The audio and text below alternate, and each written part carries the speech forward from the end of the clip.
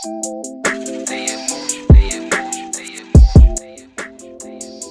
it do, what it do, what it do, what it do, what it do, what it do, what it do, what it do, what it do, what it do, what it do. Welcome. iPhone 12 day, huh? Just launched last night. Woo! I must say, this for me, this ranks up there for me. I feel like Apple has improved themselves, not in features, but in image, in branding. They've never really suffered.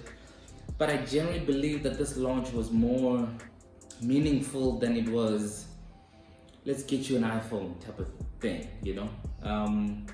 There's a lot more strategic. I feel like Apple is getting its footing together with regards to where the trajectory that it wants to take us as, you know, people in the ecosystem. Apple users, you know, Apples, you know, whatever the case is. They definitely packaged it well in such a way that you can see the trajectory. Most of the phones when they launched, you know, really I liked them because they knew, but I never really liked them to have them. And this is the first one where I'm just like, damn, you know, apart from the 10. Obviously when the 10 came, it was just like, ooh. But I feel like now this is literally the next step that Apple did to revitalize pretty much everything that we know about them. So we're just gonna go through the different options that you're gonna get at Apple. So first and foremost, important is to note that we have 4 devices that have been launched. You know, let me just take these out. You know, I don't need to. Almost again, 4 different models have been launched, which is the iPhone 12 mini. We're gonna start right there. The iPhone 12. The iPhone 12 Pro and the iPhone 12 Pro Max. The reason I'm making an iPhone 12 Pro Max different is for the first time ever, Apple has decided to make sure that there's a difference between just a normal size Apple 12 Pro, you know, versus the Apple 12 Pro Max. You know, so the bigger one actually has a little bit more features that are a little bit more different and make it a little bit exclusive than just the standard iPhone 12 Pro. But there's nothing standard about the iPhone 12 Pro, as we all know. But anyway, iPhone 12 mini. It's the smallest size of the whole range. It's smaller than the iPhone 6S or 6, if you remember that form factor, or iPhone 8, you know, for the newbies. That shape pretty much is filled with bezels, as we know. But what they have done is that they've actually filled it to increase the screen to size ratio of the whole phone, but managed to keep it in a small form factor, which is it's good if you want to start. I don't like it particularly just because I've always used a little bit of a bigger phone. My current phone is an iPhone XS, normal one. And it's I mean, the screen is big. I'm not watching a lot of movies, but when I do have to watch, it works. But I do have to say that this, for me, is one of the best iPhones that you can ever get, because it is an iPhone 12 in every way, and it gets all of the specs. And honestly, I do feel like if you want an iPhone, you're from Android or whatever the case is, you should get that one. In fact, if you're from Android, don't get that one because of the size of the screen only. But if you just want to get into the ecosystem, that is the best one. Now, it's a smaller size, as I've said, smaller than an iPhone SE, iPhone 8. It'll come with 3 sizes of storage: 64 gigs, 128, and 256 gigs. Now, the 64 gig one, the most affordable one, $699, which will probably equate to like 15,000 in rands. It's not good. Don't buy that one. Do not buy that one. If you want to be frustrated with your iPhone, buy a 64 gig iPhone. The problem there is that you really like the iPhone so much, and then you find that the space is really just it's on your way, and you can't upgrade it, you know. But there's a feature that I think people should know called Google Photos. Yes, Google Photos. Thank you, Android. Huh? Google Photos has an option where you can just choose unlimited storage, and I'm telling you, if you have Wi-Fi, it'll just keep on uploading all of your pictures, and you can delete them from your phone and, you know, reference them or still be able to access them later. So I don't think it's not a bad option, but I wouldn't buy it. You know, I would just risk it for that. It's probably going to be 200, 300, $400 difference on contract, to just get 128. I'd say if you want to get an iPhone, get a 128 iPhone, any iPhone, even the iPhone 8 or whatever the case is. Anyway, 12 megapixels with upgraded specs, obviously, to make it fit the current times, for the phone to be able to challenge your Google Pixel or any other manufacturer that is good in camera. Okay, let's say Samsung too, but I'm not there with Samsung yet. Samsung pictures, the thing is, you can always see that they're Samsung pictures, and in a bad way. iPhone pictures, you can always see that they're iPhone pictures in a good way. This is a review that I've conducted over time. I don't have proof of it, but I have seen how people react to my pictures versus other people's pictures. You can always see an iPhone picture and you generally like it, whereas a Samsung picture just looks like a Samsung picture. The softness isn't there. I don't know if it's a softness or saturation, like it's just something that's just too much. Anyway, I'm wasting time on that. IP68 waterproof rating. So in other words, for 30 minutes you can put it underwater and then it'll pretty much still work fine. People have tested all of these things, and honestly it goes even way beyond that. Wouldn't recommend it.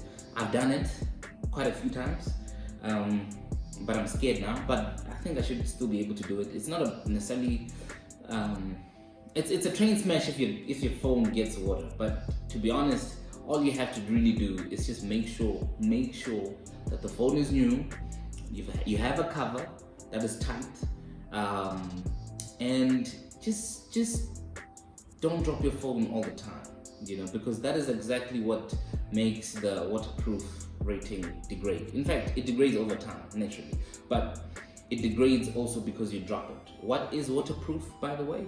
Waterproof is simply little bits of rubber around the places of the phone that are opened. So if you can put in a SIM card, within the SIM card slot, they basically glue it with some rubber that it's like sticky, and it basically just doesn't allow water in there.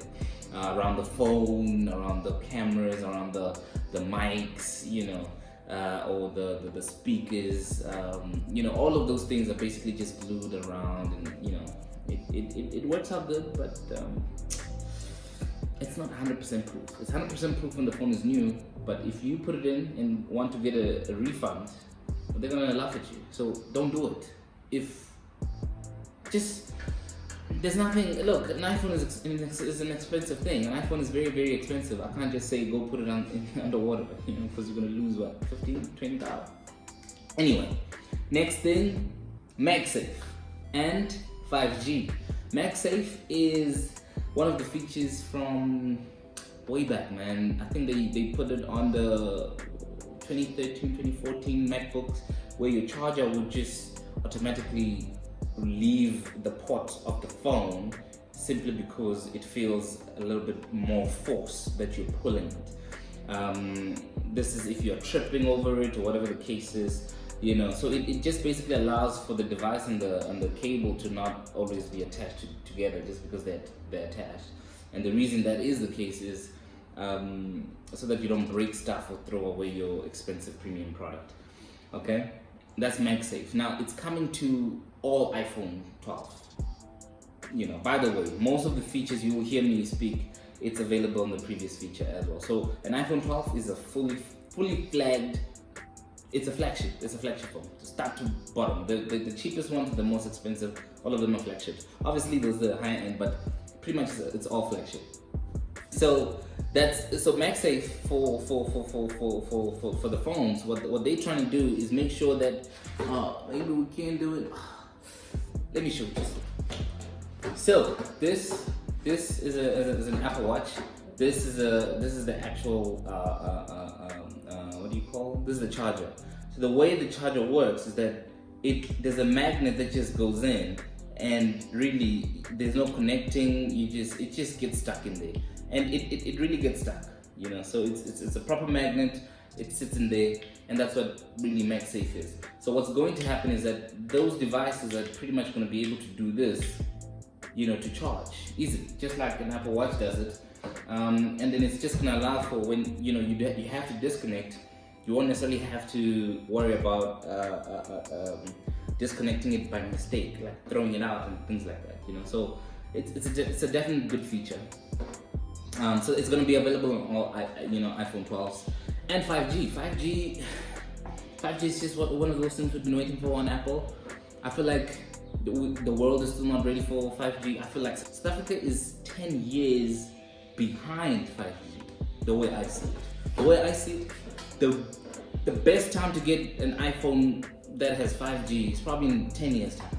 Not now, but with all things, when big manufacturers start pushing all of these products, the network providers now have to sell this thing, and when they have to sell it, they have to improve on it, and then so it's just a dominoes effect. What Apple is doing right now is what they did when they introduced wireless headphones, these little bunnies that I had them.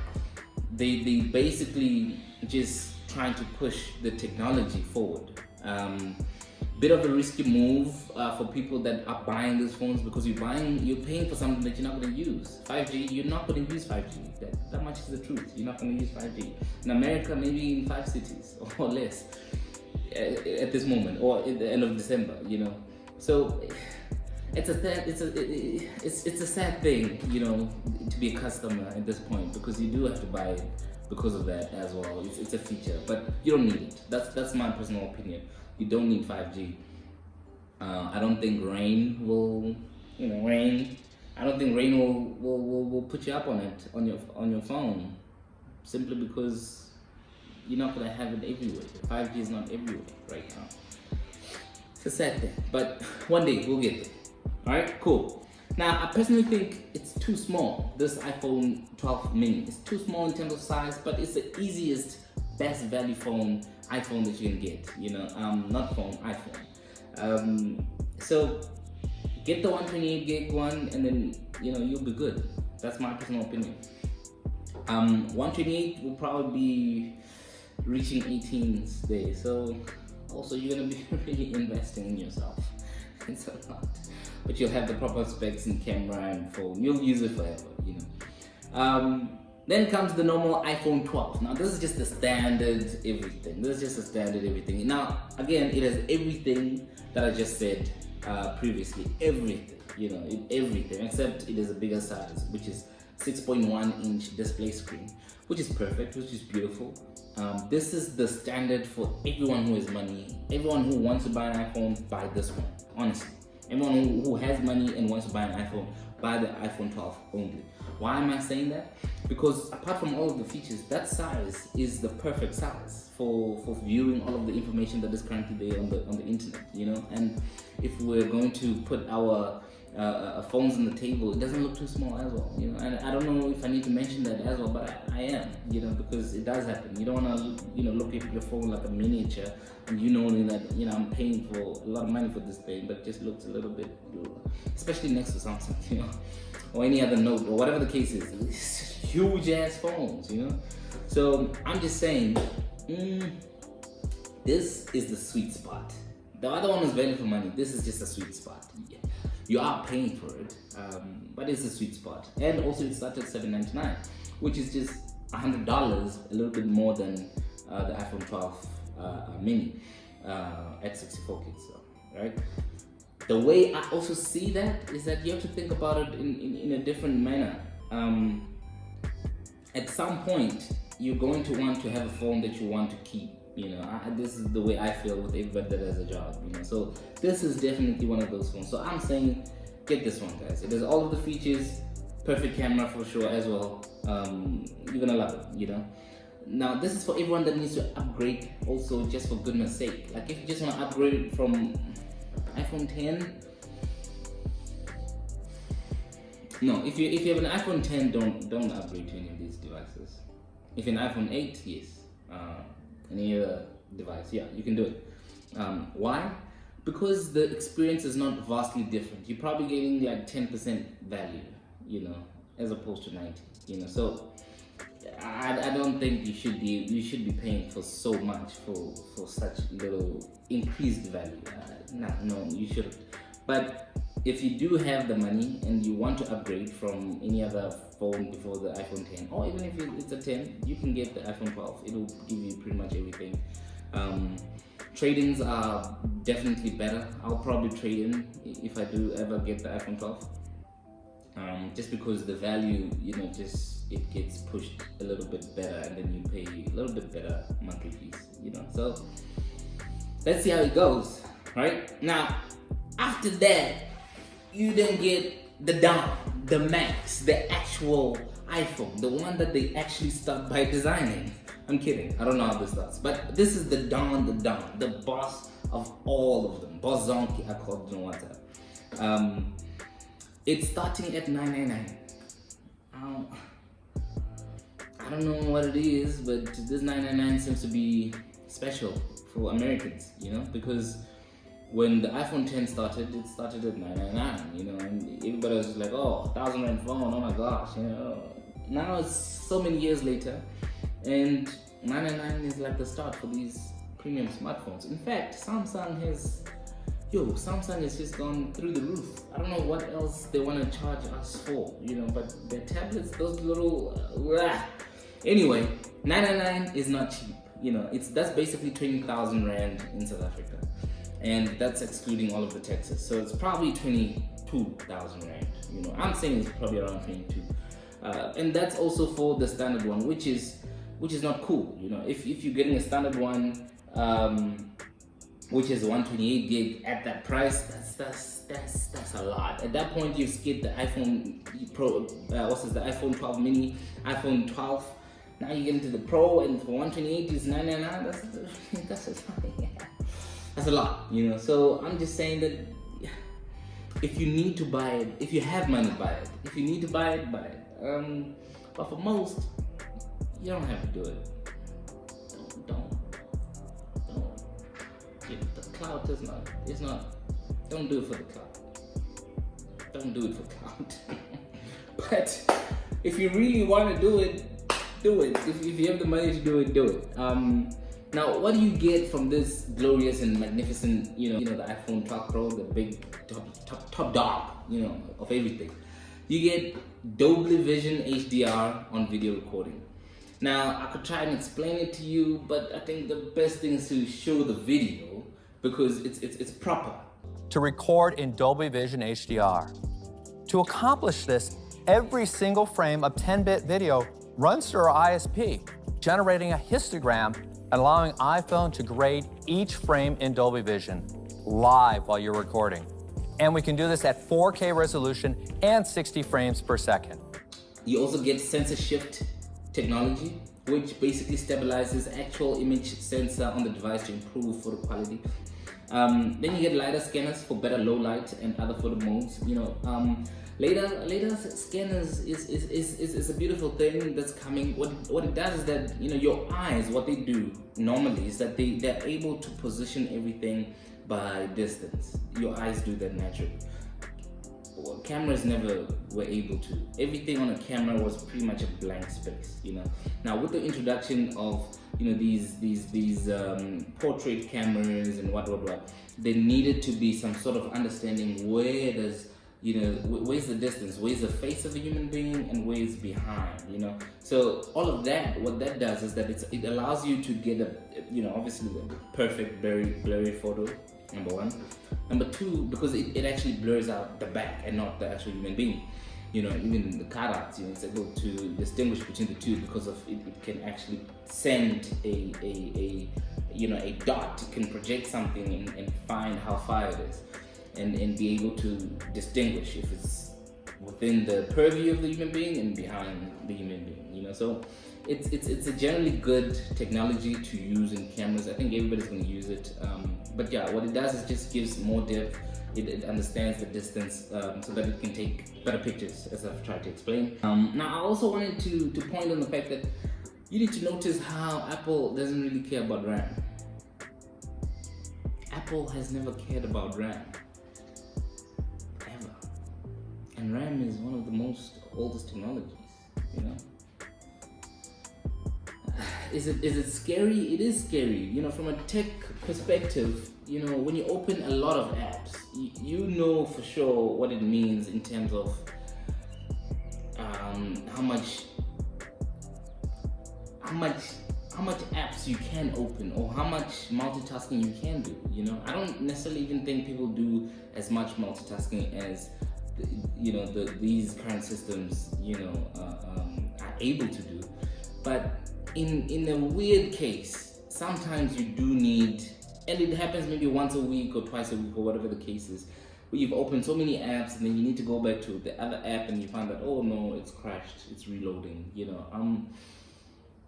So I don't really support that part about Apple. I love Apple, to bits, but I do wish that an iPhone would come with 16 gigs, for example, because I do see the benefit of it. I definitely do. Why don't they do it? Number one is probably when you do a lot of multitasking and they put a lot of RAM that is able to handle that, it's going to kill your battery. It does kill your battery because your phone is pretty much keeping those tabs alive because it can, because there's enough space. But if it doesn't have enough space for it, enough RAM for it, it just kills it. And by killing it, you're also saving battery. So I kind of see why they're doing what they're doing.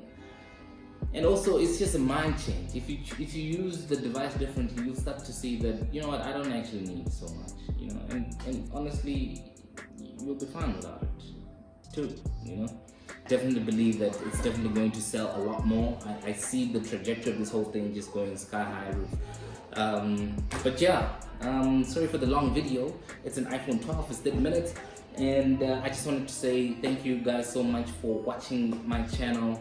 We're definitely growing, we're definitely climbing, so keep on subscribing. Come on, let's do it. We need to reach the numbers. Let's like, share, subscribe, tell people about it. Let's just create an environment in Africa or South Africa that basically starts talking about all of these tech items, so that we are able to just grow our YouTube languages, and in that way the world can listen to us much better, So this is just straight for Africa, straight for South Africa. We wanted to appear in news, we wanted to go everywhere where it's influential, so that we'll be able to have a voice within tech, as a whole. But anyway, thank you so much for watching. I'll definitely see you on the next one. It's coming very, very soon.